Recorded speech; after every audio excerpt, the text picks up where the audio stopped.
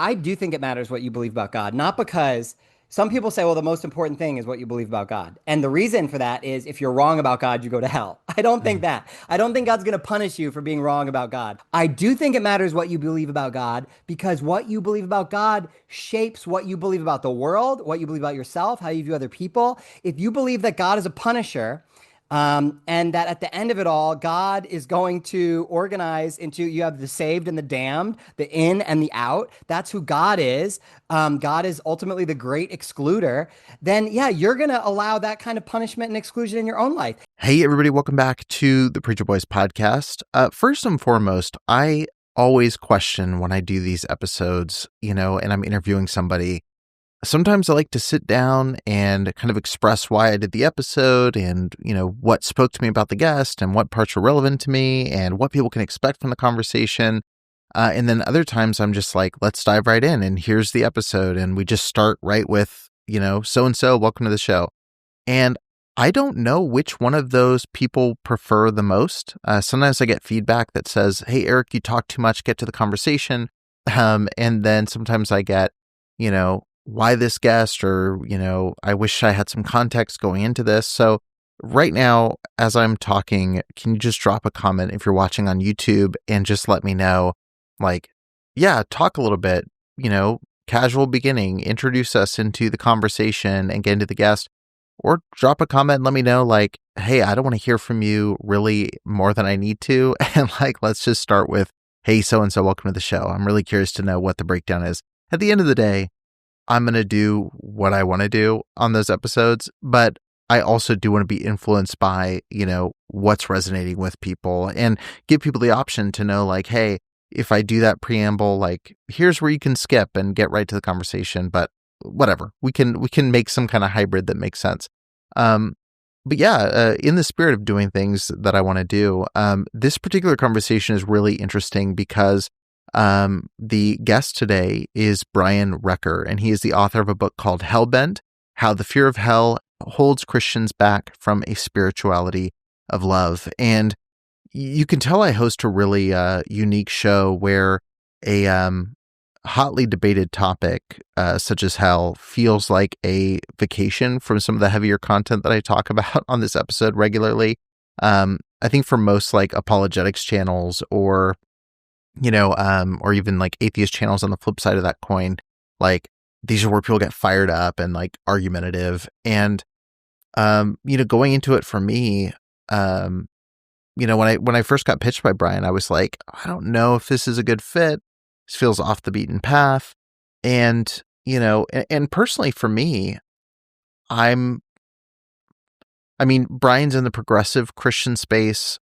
I would guess label myself as agnostic at this point.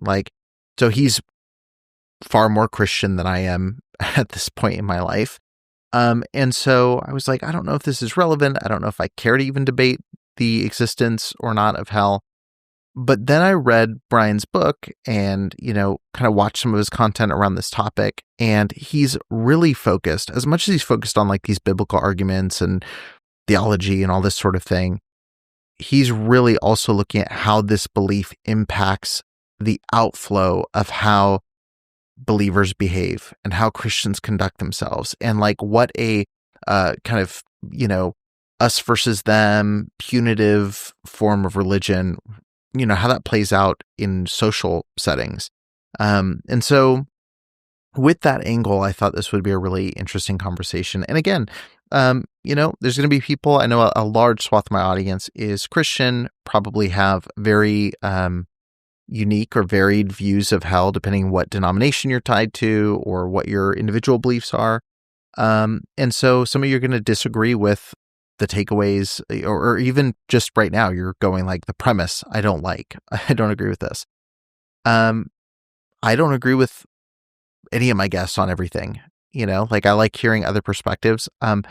There's things that I hate to burst people's bubble again for people that keep finding this out, but I lean agnostic. I do not have a belief in this theology that we're talking about. And so, for those of you that are upset that I'm hosting a progressive Christian, you're listening to someone who wouldn't even align with that. So all that to say, I think there's something for everybody in this episode. I'm really curious to see debate happen in the comments. I'm really curious to see people's takes and thoughts and arguments, because I think that's a really cool, interesting conversation to have as an aside on a Sunday as we're sharing this episode together.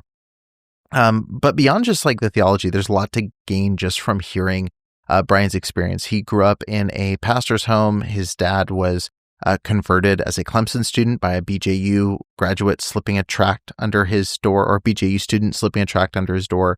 And so I talk about like the shift that happened with his dad, what the theology that he absorbed, and how that influenced his family. We talk a little bit about his relationship now and like navigating deconstruction while also maintaining relationships with people in your family, and like, when people distance themselves. Like there's a lot of just practical things that are really interesting. And honestly, it was just great to connect with Brian. I've been following for a while, and just getting to make a new friend in the online space was kind of cool. So I'm really excited about today's conversation. I think you guys are going to really enjoy it. And let me know your thoughts in the comments below. I'm sure some of you are already gearing up. You got your KJV flipped open. You got verses ready to copy and paste. I want to hear them. I want to see all these different takes.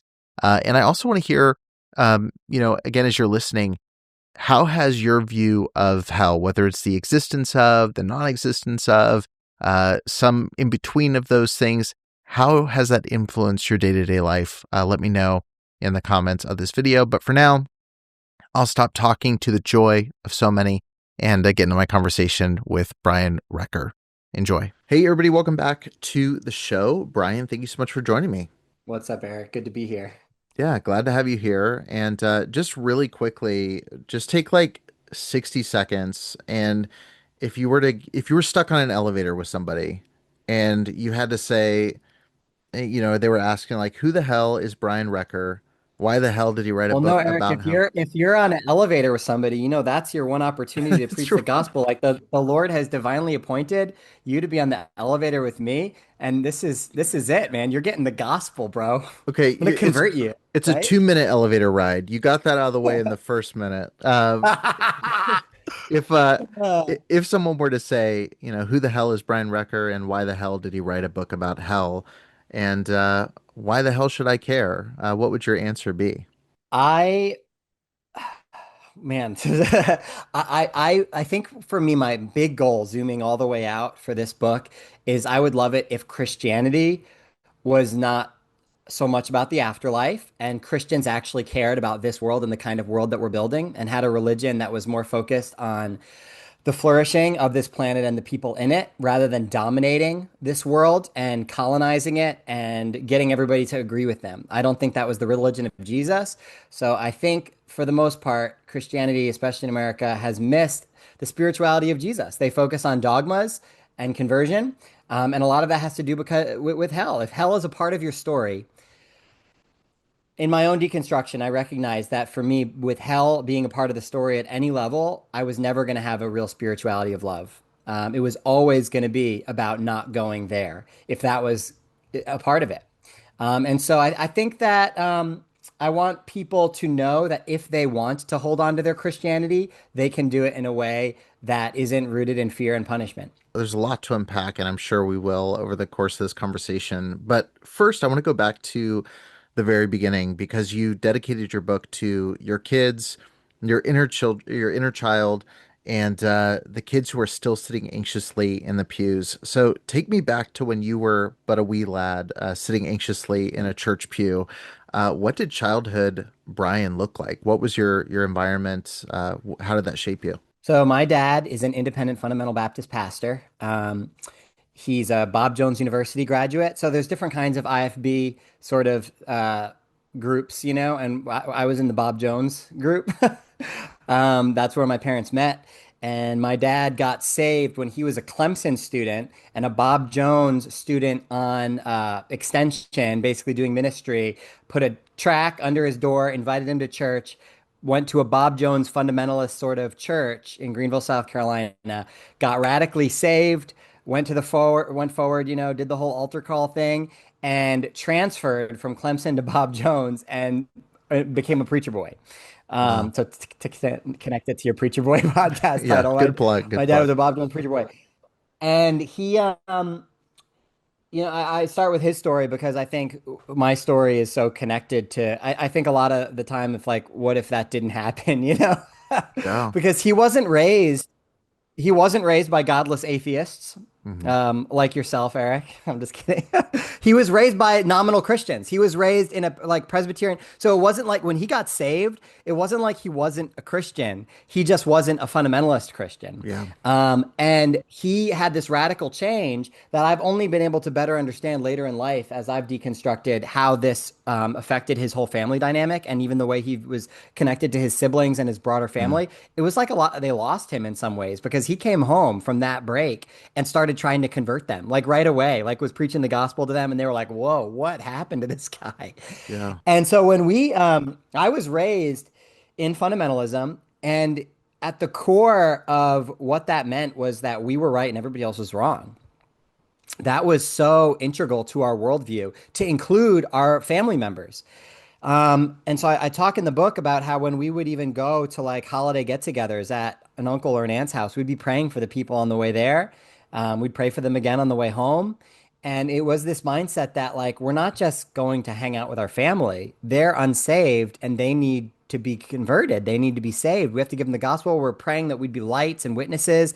And so when I think about my childhood, I very much think about this feeling of alienation that we were separate from everyone else and and also superior in the sense that everyone needed what we had, which yeah, as a result, we weren't close to a lot of our extended family. Even my best friend who lived across the street was Catholic. And so I was literally, I'd play toys or video games with him during the day. And at night before bed, we'd pray for him and his family's salvation. It's just a weird, fucked up thing to have integrated into your friendship and familial relationships. But that was totally normal for me. And really for anybody, I think, who believes that unless you are your kind of Christian, you're going to go to hell. Um, that was fundamentalism. And Yeah. when I deconstructed that, I ultimately became an evangelical, which felt really, really good at the time because it felt so refreshing and so progressive. In IFB, your listeners who are IFB or former IFB would know no Christian rock, even like no churches with drum sets. Like Stephen Curtis Chapman was too liberal for Hmm. for us. We were King James only, like all of that. So like just going to a church where the pastor could wear jeans and have a tattoo or drink an occasional beer felt like, whoa, I am like super cool and progressive now. And it took me a little while to recognize that actually they still had that same worldview of separation and superiority. Just the goalposts were a little bit shifted, like Yeah. maybe a little bit more grace extended to Catholics and that sort of thing. But really, at the root was the same spirituality that everyone has to believe what we believe because God is a punisher and you've got to be on the right side of God or you're in trouble. And that was integral to not only fundamentalist, but also evangelical religion. And so it took me a little while to realize, like, oh, I'm still a fundamentalist, basically. It's just a slight rebrand in Yeah. evangelicalism. I share some similarity in the fact that my dad was a nominal Catholic, got saved as a teenager, and that changed the course of his religious journey, and ended up, having kids. I was born into the independent fundamental Baptist world, and it's always like I can't even wrap my head around being an adult converting into religion, like because it was such a part of my life from the time I was born to where I tell people now it's like trying to separate like what's Eric and what is religious upbringing, like, because it's all one and the same. It's just like one big gooey pile that compiles me. And I'm curious for you, like, what's the first time you remember thinking consciously about hell, and how did that affect you as a kid? Like, and how frequent were you thinking about that? Because for me, Oh man, it all the was a all the time, constant. dude. Yeah. Absolutely. I think I was 5 when Okay. because I remember this conversation in like, I think it was my dad's like pastoral office at church. And I don't know if it was like even me responding to an altar call. I think it was. I want to say it was like connected to a church service that, I heard something and I responded in some way because there were altar calls. And I think I remember my dad being really excited, like, oh, good, it's finally happening, and explaining the gospel to me. And that gospel was a story about a holy God that if I stood before this holy God, I'd deserve hell because of my sin. And that was my default. That's where I stood at this moment. So unless I made this decision, unless I made this choice to accept Jesus as my savior, then I could go to heaven. And so, it's a choice that's no choice at all, right? Like, here's your choices: eternal torture, or heaven. Like, what do you want? I don't know. It's up to you, really. Like, no, it's not up to me. So there was coercion, right? And that was the foundation of what it meant to be in relationship with God. I like to point this out. Evangelicals love that phrase, like it's not a religion, it's a relationship. Like, it's all about a relationship with God. And yet, for the vast majority of them, that relationship begins with hell.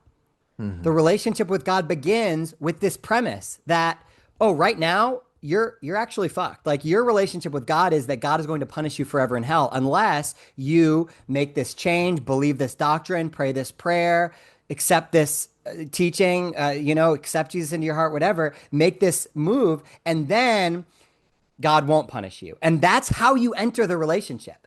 And so the consequences for not being in that relationship are torture, death, fire, destruction. If I mean, that's just not a healthy relationship. So my whole view of God from the beginning was inseparable from the idea of, by default, God wants to punish me. Yeah.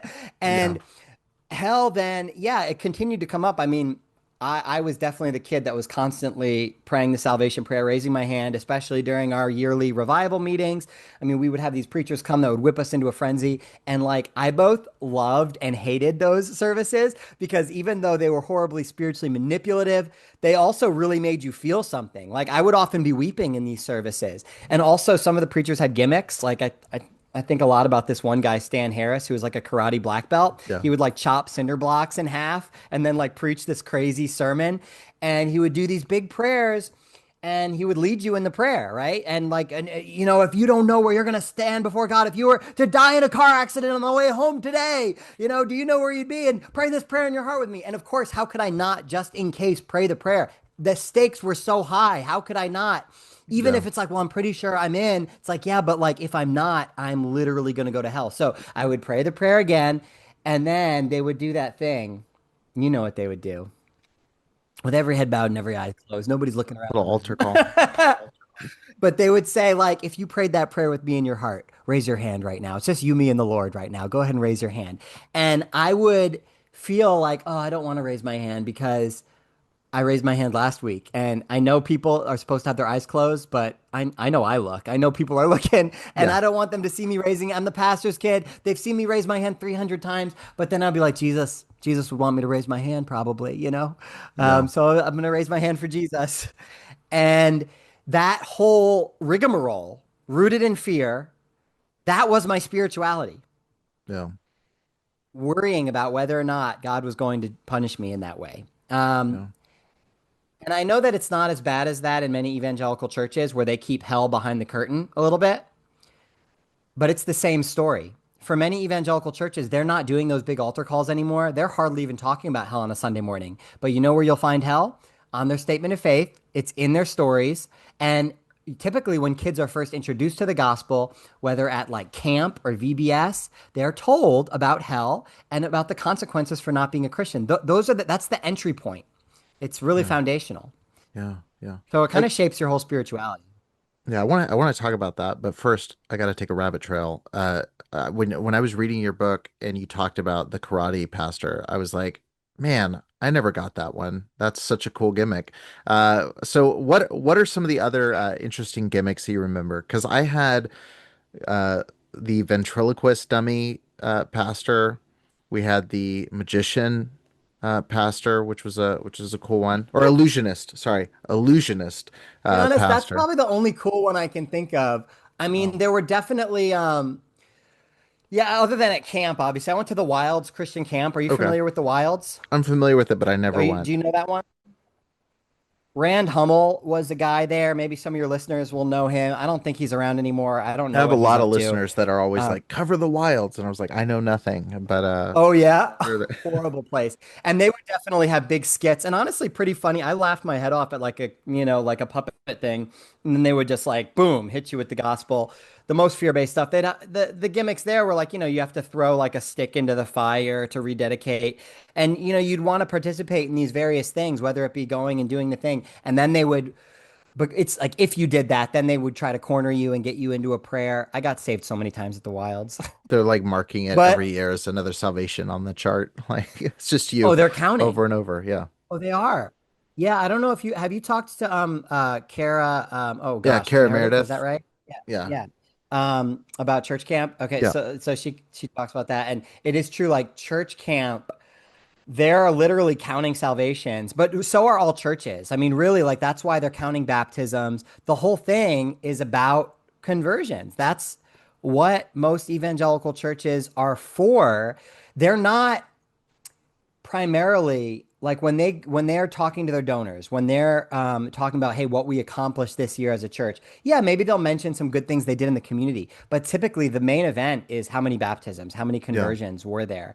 And all the other things that they're doing in the community tend to be a bit of a bait and switch, like to be able to Right. say, look, we're doing good works, which is why you should come and get saved.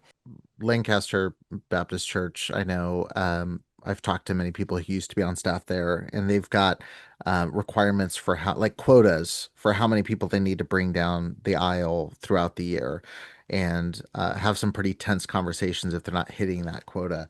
And it is one of those things where it's like you kind of the system is just set up for everybody to fail. Like it's set up where you're scared into converting into a religion. You've got the leadership within these churches being scared into like you're going to lose your job if you don't have enough conversions under your belt. You've got the church that needs to run, and the best way to raise money is through conversion. So like, what better way to get those conversions than with the big stick of hell to go, Oh, hey, you're totally. a Which 5 year is old in church. progressive churches. There is no financial incentive to deconstruct hell for a pastor or for churches at large. Um, they do, I mean, I had this conversation because I began to deconstruct hell while I was a pastor, and at first, my first step in deconstructing hell was going from eternal conscious torment to the Yeah. annihilationist position, which is like a softer position that we know believes that unbelievers will just be put out of existence as opposed to being tortured forever. And I knew in my heart, in my gut, I would have loved to have been a universalist, but I knew that there was like a oh well, if you do that, you have to just you can't be a pastor anymore. That's like you'll have to be out completely, John Piper would because there tweet, has to be farewell, Brian punishment. Recker. Absolutely. Yeah. I mean, if he knew who I was, one day he will know. It's on my bucket list. On my bucket list, getting tweeted at by John Piper. Hey, Um, we'll make it happen. but I remember when I told my lead pastor at the church I was at, because I was a site pastor, and I told him that I had become an annihilationist because I felt like out of integrity I needed to share this information. And he was like, okay, but like, so just to be clear, something bad, you believe something bad is going to happen to them, right? And so there has to be a something bad and there has to be a them in order for the system to work. There has to be the other and there has to be a punishment because the whole system is built on punishment. And then after he was satisfied that my annihilationist view was punitive enough, he was based I was kind of like, well, can we talk about this, like can we present the fact that there's maybe alternate views of hell because it could be encouraging to people. And he said, man, I think it would be hard for some people. They would be confused and they might think that it's a slippery slope to liberalism. And he didn't say it was about dollars, but I could that's really what it's about is the big conservative donors. They're literally there to enforce that binary. Yeah. And if they don't think that you're holding to that and that there's that you're becoming soft in that way or more too inclusive, then yeah, they'll pull funding. And ultimately, without the levers of fear and manipulation, I do think it's harder for people to convince. I mean, tithing itself is, I think, pretty scripturally unsound for Christians in general. But then when you add in like a hell component, at least it's like, well, give to the mission because like this is life or death. This is heaven or hell. This is a big thing worth giving to. Yeah. So you have this big lever to pull. And I actually still think that the church can have a beautiful mission that's worth giving to. If it looked more like mutual aid, community organizing, Yeah. what does it look like to be a part of like uplifting the least of these in our community? Like that should be something that we should give to. But that is a harder, it's just less visceral for people, I think. So yeah, there's no financial incentive, and then of course the ostracization that you'll experience. A pastor who goes soft on hell, you're gonna be fired. That happened to Carlton Pearson. I don't know if you know his story. Mm. He was a bishop in the or in the Pentecostal church, black Pentecostal. He was T.D. Jakes' mentor. Huge. He Oh, was on gotcha. George W. Bush's Faith Advisory Council. Like, I mean, he was at the top of his game. And so that this is really rare for somebody to deconstruct when they're at the top of the world. Yeah. But he literally just one day woke up. I think actually he was watching what was happening in Rwanda, and he just realized this whole thing, we've got it all wrong. That's hell right there. Hell is on earth, and we're allowing it to happen. We're trying to convert people to our religion while hell is right now happening in the world, and we're focused on all the wrong things. And so he starts preaching a different kind of gospel that's more focused on the flourishing of this world rather than just converting people for heaven and hell. And he was fired. He lost his whole church. T.D. Jakes distanced himself, et cetera, et cetera. There's nothing to be gained from going down this road. Yeah, right, right. I am curious. I mean, there's a couple different paths to take there. I Well, let me ask one more selfish question related to the IFB upbringing because I am fascinated by the Bob Jones kind of world because there is within and people relate to this even outside this, like there's different flavors of ways that you get the hell message delivered to you. Many give you just the full emotionalism and just the what if you're wrong, then there's this. Like the default is if you're wrong, there's that. But then you also have like I I feel like the Bob Jones circle was always like the slightly more academic, or at least presented itself as academic. Like, were you getting a rich theology of hell, or like a historically like traditional view, like, or were you No, just I don't getting think like the so. camp No. meeting They Tony Hudson they vibe, did you know? kind of. So here's what I'll say. They weren't so much fear-mongering as guilt-inducing. I feel like when they talked about hell, in chapel messages especially, Dr. Bob did this the most. It wasn't so much. They almost kind of assumed we're all like on the same page about this. They knew that we've heard about hell our whole lives. And so they would usually play the hell card to make it out like you're not evangelizing enough, you're not doing enough for Jesus. Don't you know people are dying and going to hell? And so every time that we would dismiss for Thanksgiving break or Christmas break, Dr. Bob would have the entire student body stand up and we would all recite this together. He would say it and then we would say it after him.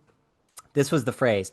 We would all say, the most sobering reality in the world today is that people are dying and going to hell today. We'd say it twice, I think. Mm. And like we would make fun of him because, that's what you do when you're 19 and it's kind of cynical, I guess. But at the same time, we all felt that in our guts, that sense that if we believe this, and of course we believe this, what else would we believe? Heaven and hell, it's a package deal. Like I don't get to pick and choose. Then like, yeah, I guess that is the most important thing. What is more fundamental? If there is such a thing as hell, then what could be more fundamental to reality than making sure that people don't go there? And so the reason they did that before Thanksgiving or Christmas is the whole idea was you are going to go back home and you're going to be around your family, your friends, and we were expected to become very invested in what they believed. It was our business. We had to make it our business because how can you really say that you love someone if you're just going to sit there quietly while they go to hell? If you Yeah. really love them, you would be speaking up, you would be challenging them, you would be trying to rescue them from hell. And so he would really whip us up in that way. And I would feel very guilty that I felt guilty that I didn't think about hell more. Yeah. Well, what do you make of? I'm sure you've seen it. Reading, it's always funny talking to somebody who's written about a subject. And like, have you seen this thing that's like surface level when you start digging into this? But I don't know if you've seen Barnabas Piper's TikTok where he talks about nobody believes in hell. Have you come across that?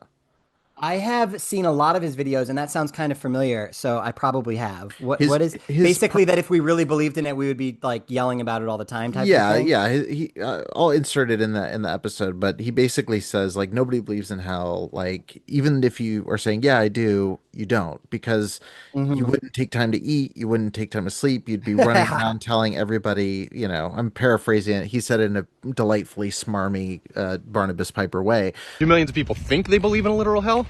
Sadly, yes. But here's something fun. Almost none of them do. Not really. Even the most abrasive fire and brimstone preacher doesn't really believe in a literal hell. Here's how we can tell. If they allow themselves even a single banal luxury, they're proving they don't believe. How are you going to take your family to Outback after church while millions of people are burning alive? Do you know how many people begin their eternal torment while you eat that soggy fried onion? Like 480. That's on you. No, if hell is real and literal, it's a frontline situation. The few faithful fighting to protect the rest of us from the pit of fire we're heading towards. Nobody who really believes would take a break for trivialities. Can they read a novel or watch TV? Can they go out for a nice dinner? Can they take a long weekend in the mountains? No way. Unless they don't give a shit, but let's give them the benefit of the doubt. There are people who try to take things that seriously, but it's psychologically impossible. A true believer wouldn't even be able to hold down a job. How are you going to spend time phlebotomizing or whatever when people are falling into the flames right now and you have the lifeline? If a supposed hell believer is a functioning member of society, and most of them are, thank goodness, they don't actually believe. Their core humanity won't allow them. It's something interesting to grapple with because, like,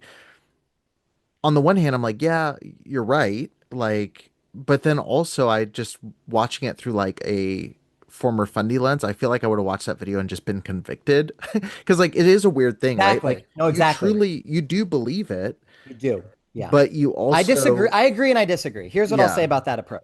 I agree in the sense that there is cognitive dissonance and you are not living in integrity unless you're like really challenging people on a regular basis.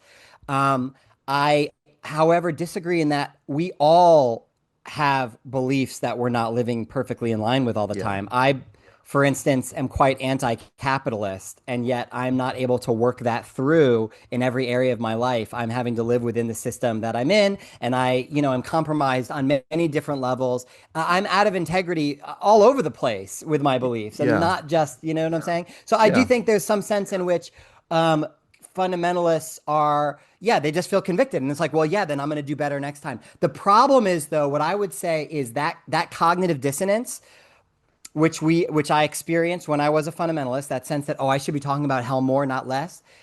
That if you actually did that, if you actually took it seriously, what kind of life and spirituality would that create? It would create a fundamentally unattractive one. You would become incredibly annoying, you'd become abrasive, you'd become unloving, and you would justify all of your unloving behaviors saying, well, I'm doing a truly loving thing, which is trying to rescue people from hell. yeah, In other words, it makes life unlivable. It's you'd be so socially you'd be socially impossible. Nobody would want to have you around. And the thing about Jesus is people wanted to have Jesus around. yeah. So if you really took that belief seriously, here's my one of my favorite arguments against the reality of hell is that if you really took that belief seriously, you would have to enter into relationships in a way that was totally unlike Jesus.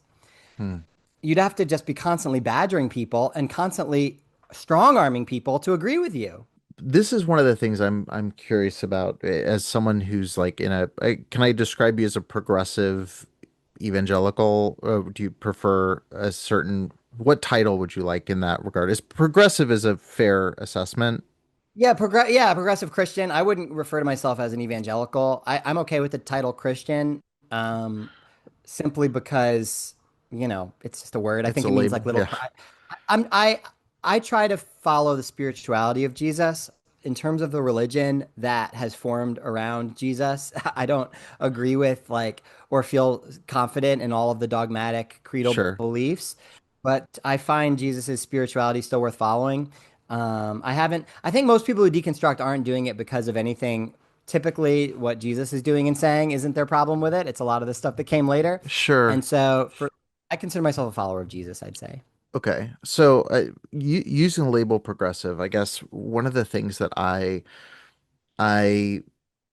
wrestle with, and I'm always curious talking to progressive Christian friends about this, is that, um, and I fully recognize some of this is my former fundamentalist self seeping into the conversation that goes, if one thing's not true, why does any of it matter? Or if one thing is this, Right. but I do think there is merit to that question in terms of, I think of the Rachel Held Evans quote that you share in the book, and I will not try to eloquently reproduce it, but It's a essentially talking classic. We've all about seen it. the instructive question you bring into the text is not what does it say, but what am I looking for? And I guess I'm curious though, what separates that kind of like approach to scripture and going like, okay, what is the intent of this? What would Jesus put in this? Like, how do we avoid the Bible just being a Rorschach for us to just go like, okay, well, this is what I think. I'm essentially proof texting my progressive ideology with this. Like, because at that point, I just go, why still be a Christian? Like, why not just be whatever you are, be Brian, and go to any text you want? Like, what is holding you into that specific space? I guess more than anything, is it just familiarity? Is it something specifically that stands out? Like, Yes, what keeps you it's a there? good question. So first of all, I believe in God, and so I've been unable to shake that belief that I believe there is a God. I believe in a God of love. I believe that God is not a big punishing guy, but rather a universal spirit of love. And I have continued to believe in God. And I don't try to convert people to Christianity. I don't care if people are Christians or not. Christianity for me is like a mother tongue for spirituality. I don't feel the need to culturally appropriate a different spiritual tradition like Buddhism, even though there's incredible stuff in Buddhism, or even indigenous spirituality, which I have some indigenous friends that there's amazing stuff in their spirituality that we could all learn from. I don't feel the need though to like label myself differently when I feel that Jesus really was pretty on the money in the way that he approached spirituality. Whenever people asked him like, "What's the religion about? What's the Bible about? What's the whole thing supposed to be about?" He always made it about love. He said, "Yeah, the whole law and the prophets." He summarized it as love God, love your neighbor as yourself, and then in another place he summarized it as the golden rule: do unto others as you'd have them do unto you. This is the law and the prophets. This is what the whole thing is about. So Jesus was very happy with almost picking and choosing. Jesus was he was a picker and chooser. And I don't think he taught a dogmatic black and white religion. I think he was encouraging people to pick and choose based on love. And so I carry that with me in my spirituality. And that to me is not like, so I'm not a Christian because I think Christianity is the best and everyone should be a Christian. It's more of a descriptive statement to describe the path that I've been on in my spirituality and still seeing Jesus and the way that Jesus tends to talk about spirituality and the kinds of things Jesus did and pursued as his spiritual priorities. I still see those as good priorities. Like when Jesus talked about the kingdom of God, he wasn't talking about avoiding punishments of hell to get into heaven when you die. The Hmm. kingdom of God is a vision of flourishing for the world where love gets the final say instead of empire, instead of Caesar, instead of the domination hierarchies that govern this world. We are supposed to be siding with the vulnerable and the least of these and creating a world where everybody can flourish. And I'm like, yes, I think that's what spirituality is supposed to be about. And so that's kind of why I would still say I'm a Christian because I still want to do that thing, that dream that Jesus had, that dream of the kingdom of God, which I think is very similar to what Martin Luther King Jr. called the beloved community. I think that's still a dream worth pursuing. And I think that's the heart of what spirituality was always supposed to be about and what God wants from us. And so for me, it's not about the Bible being more authoritative than other books, or even Jesus's words being more inerrant than other people's words. It is more about, yeah, just describing the spiritual path that I have both inherited and that I still see value in. Yeah. I don't know, does that answer? Feel free to poke holes in what I just I, said. I'm curious how that hits you. yeah, well, I guess this question just naturally kind of progresses into it, but I'm curious what role, because in your book you seem to loosely hold to what the afterlife looks like. You know, you talk about heaven and you talk about like, basically not pretending to know what's metaphorical and what's literal. And I guess I'm curious, like, what role does the afterlife play in your day-to-day life? Like, does it hold a role? Is it something? Because I look at it and go, you've got on the one hand the people who are like the fire and brimstone fundamentalists, where like hell is the driving force for everything.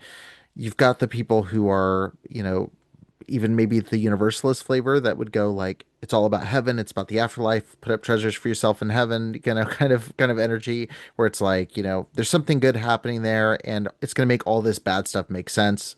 Can't wait to die and get there, essentially. Like, and then you've got some other folks that are just, I like make now better. Like, I guess what role would the afterlife play in your mind, or should it play in someone's mind who's listening, who's a believer? Very little for me, to be honest. I do think that it probably plays more of a role for communities that are experiencing a lot of suffering and oppression. I think that that has always been like a bigger hope for people that are not experiencing justice and flourishing on this side of things. Um, and so I don't want to say that it shouldn't have a role, because I know that there are marginalized communities that have really found a lot of power in that hope. For me, there is still a faith component to having like a hope that it's going somewhere good. And I don't have, yeah, that's just an element of faith that I want to hold on to because I think in general, I'm a happier, better person if I believe this is going in a good direction. That being said, that's what doubt looks like for me these days. Not like, oh, what if I'm wrong and I'm going to go to hell? Like, I don't believe in that at all. Like, I really don't struggle with doubt around like hell. What doubt looks like for me is like, yeah, like maybe we are gonna fuck this up completely. This world, like it's just, the apocalypse is gonna happen. We're gonna destroy this planet. We're gonna rape and pillage this planet. It's gonna, be destroyed and the human race will probably end, and it'll be our own undoing, and that's gonna be it, the kaput.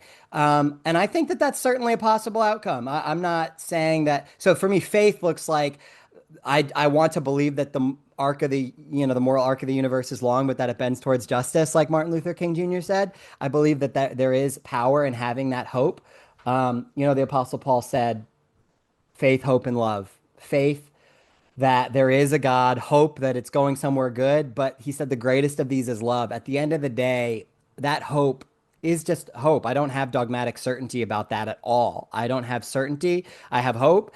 But what I want to keep as my core is love. And regardless of whether or not this will actually bend towards justice and whether or not it will actually ever be on earth anything like it is on heaven in heaven, I want to have that posture towards love because I think it's actually a good way to live regardless, to be on the side of the vulnerable and to seek the flourishing of others. But in general, in my day to day, I don't. I try to be very, when I say I'm a universalist, and in the chapter on universalism, I'm primarily pointing out how the Bible has way more universalist statements than it has judgment and hell statements. But I don't see any of those as like the heaven that I grew up thinking about. I see it very metaphorically when I think of the fact that there'll be a new Jerusalem or drinking of the river of life. This to me, I don't know that we're going to have even our personalities. I'm not attached to that. Like when I think about heaven, it's like, am I still a guy up there? Like, are there gold streets? No, I don't believe there's gold streets. I don't even know that I have my individuality.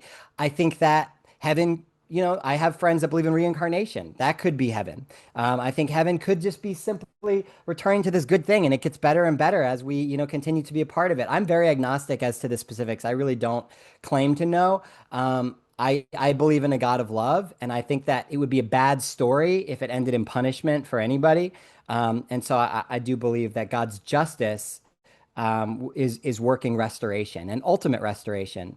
It is interesting, and it is interesting for me. Like, and I'll be honest, and I always talk about this too when I'm reading books from progressive authors or anybody from a theology perspective. Like, I have two modes, and one is like deeply curious and diving deep into something, and I try to channel that into, you know, that when it pops up.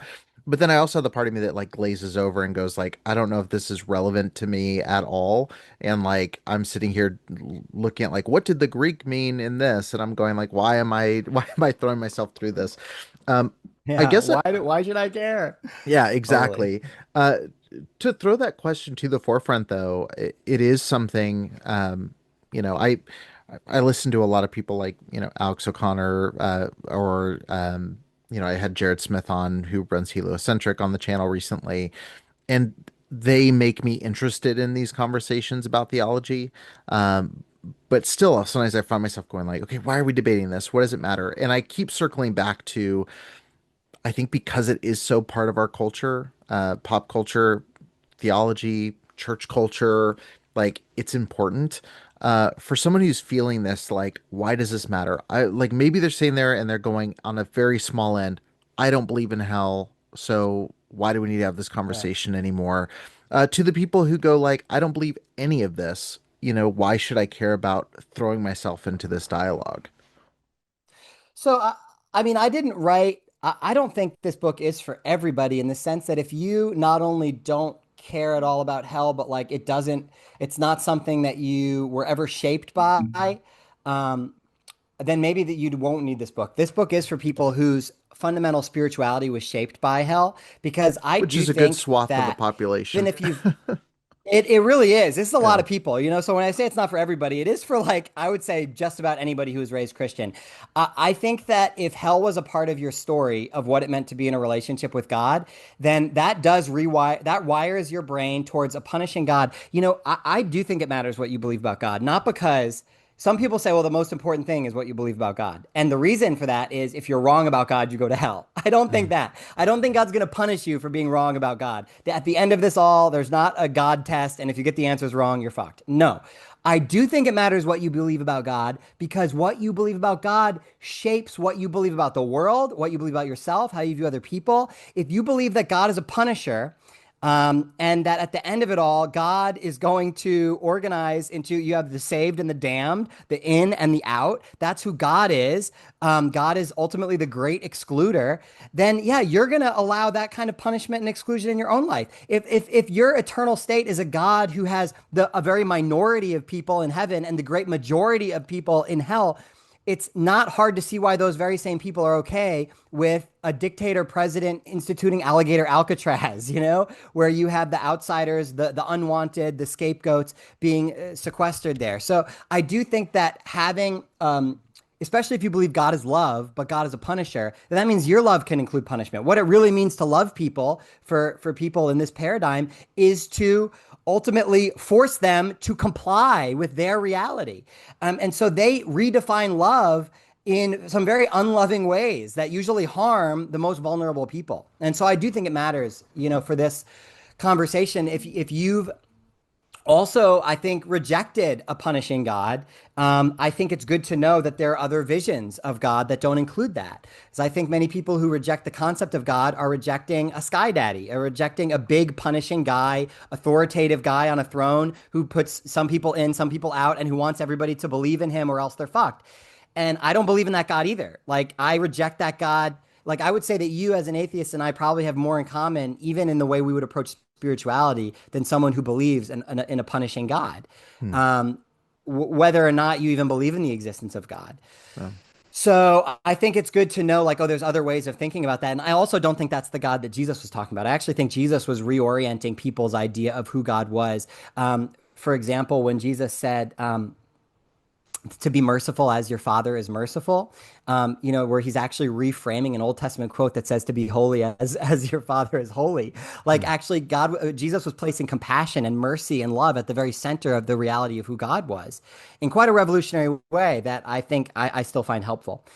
So I think this book could be helpful to if you're still holding on to Christianity, but it doesn't make sense to well, here's the thing.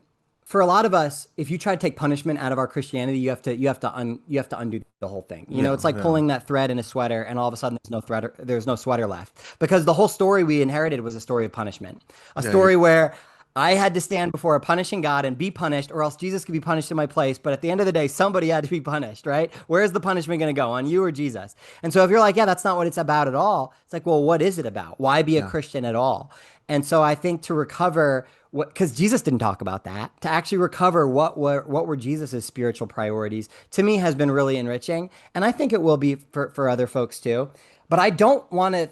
What I don't want people to walk away from the book is to think that I'm saying the only way to be a good or spiritual person is to stay Christian, and here's how to stay Christian. One of the most interesting things that I've read in the last like 4 years was in Reza Aslan's book, God, where he talks about if you ask a kid to draw a picture of their dad, they draw a picture of God. If you ask a kid to draw a picture of God, they draw a picture of their dad. Which I think is a really interesting thing, especially given the context of my show, where I'm often talking about abusive dads, the way that that paints people's picture of what God is or who it is. I'm curious for you, um, how did your view of God being a wrathful, punishing God affect your relationship with your dad growing up and the leadership in your life? And also, I'm curious now, your dad's, I'm assuming, still an IFB pastor. Are you having any conversations with him? And if so, are you having these conversations? Or is it something where there's no dialogue happening at all? I'm really Right, curious right, to right. know. There's a big empty loose thread there that I'm curious to pull on. Yeah.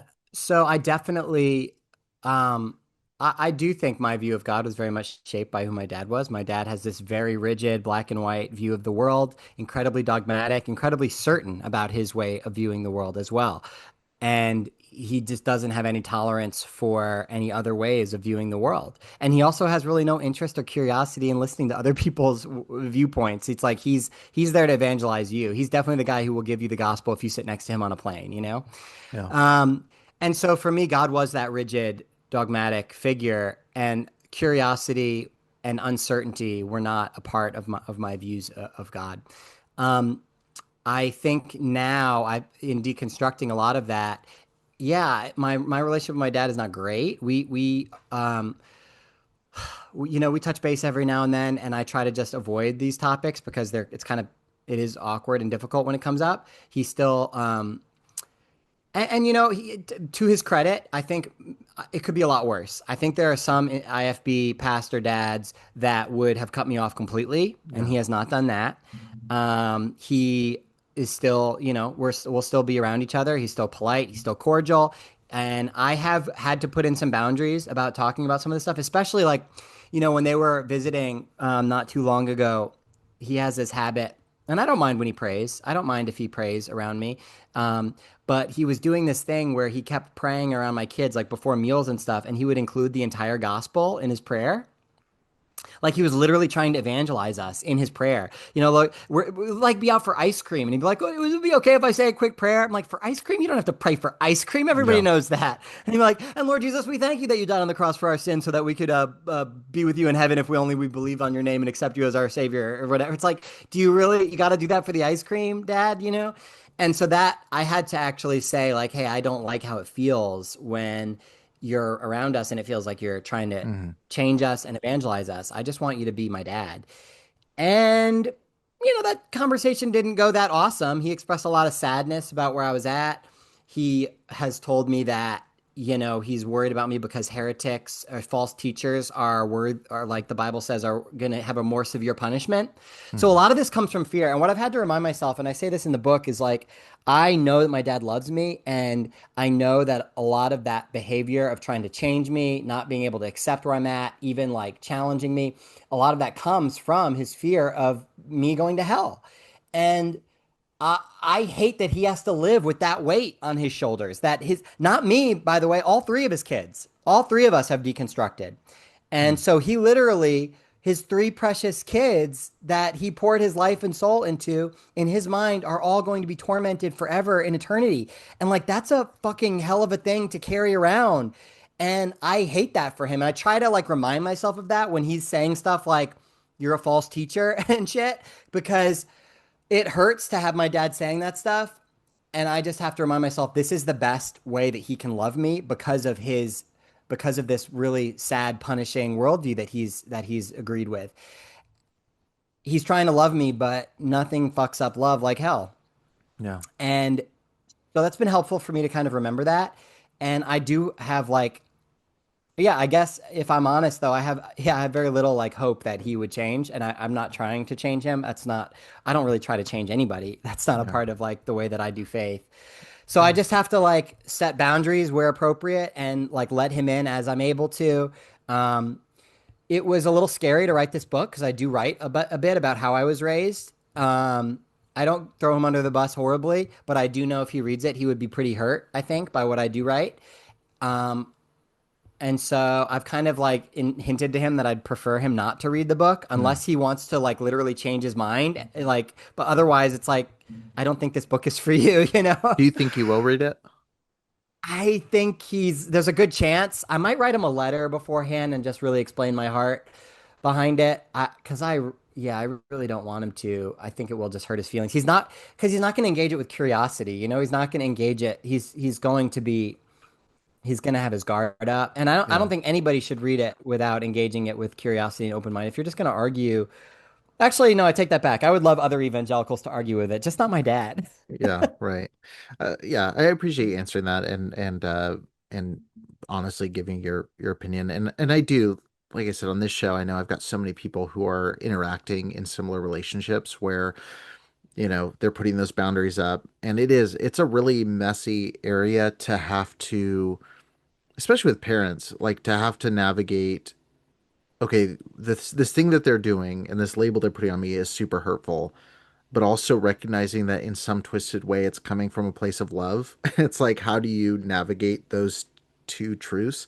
Like, this is objectively not good for me to be around, but also this is objectively loving in their mind, in their worldview. It's like, how do you maintain that Yeah, and relationship? that to me is actually that's the fruit. When you're talking about like, Jesus said by your fruit you'll know them, and it's like, okay, the fruit of this hell belief is that it turns your love into something that looks and feels very much like hate, to be honest, Yeah. and rejection. And so like literally in the name of love, parents don't go to their kid's wedding, their kid's gay wedding, because oh, I love you too much to endorse your sin. Mm. So their love makes them reject them on their special day.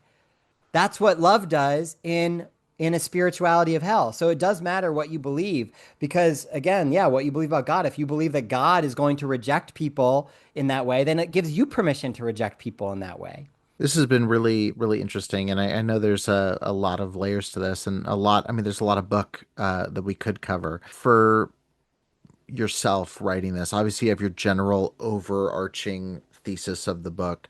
The reason, the things that make into the title, the back cover, like, hey, check this out. I'm curious, is there something for you, maybe like a little tidbit or a piece of information or an emotional beat that you put in the book? It's not the selling point, but it's something that's very meaningful to you that you hope somebody catches. Like they might blink and they miss it, but it matters a lot to you. What would that be? Wow, that's a really cool question. There are a few spots like that. One is a whole chapter that I'll just briefly mention. My chapter about the cross is not, it's not on it's not the selling point of the book or on the back cover necessarily, but I think that's a question I get a lot is like, why did Jesus die if there's no hell?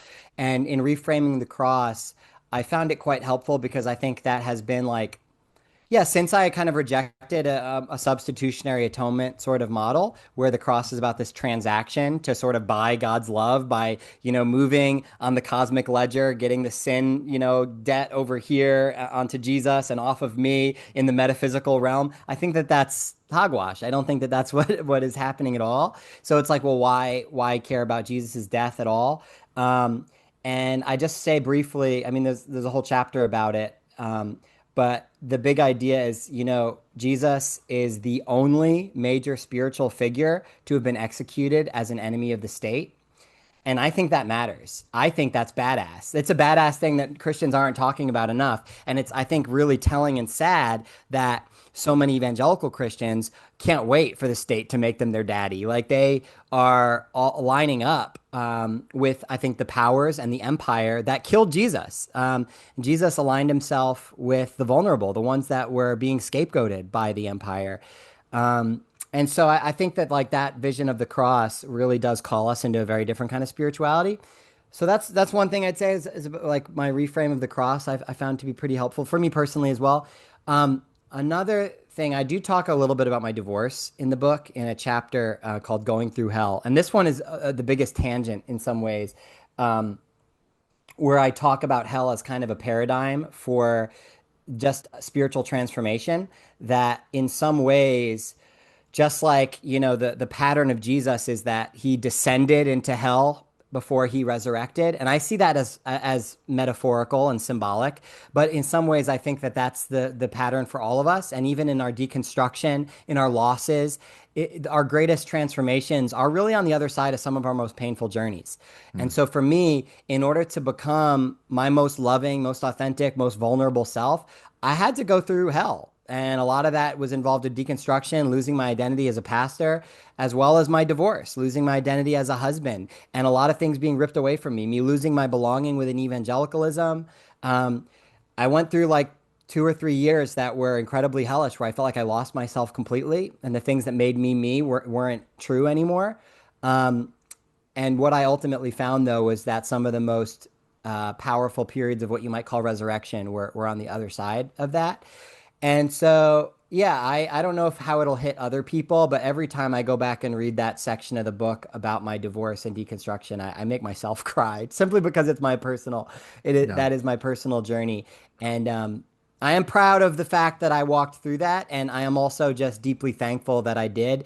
And I hope that it gives people courage to make that journey as well. Yeah.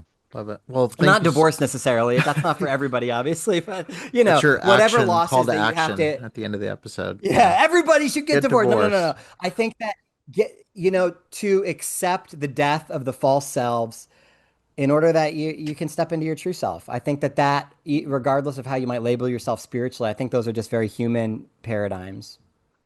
Well, Brian, as a self-diagnosed capitalist pig, where can people buy your book and line your pockets as they grab their paperback or hardcover copy of this book? Yeah, so it's hardcover, Audible, and digital. And so I did record the audio myself, and I got pretty fired up on a few spots. So I think the audio will be a pretty good experience. But I mean, the hardcover is always cool too. Obviously, I love to underline.